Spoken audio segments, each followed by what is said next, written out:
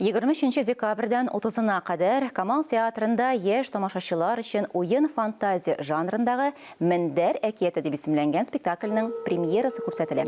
Тамаша алдыннан театр фойесында Кыш бабай кар кызы катнашында чыршы бәйрәме үтә.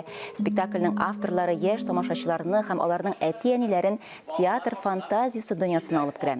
Анда мендәрләр сөйләшә белә, ә кешеләр аларны ишетә ала.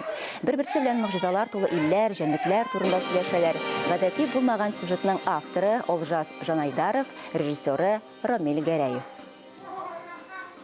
Мендәр әкияте нәрсә белән кызыклы, без баланың төшен күрсәтәбез, баланың фантазиясын. Без мендәрләр һәм инде без балаларга төш күрергә ярдәм итәбез.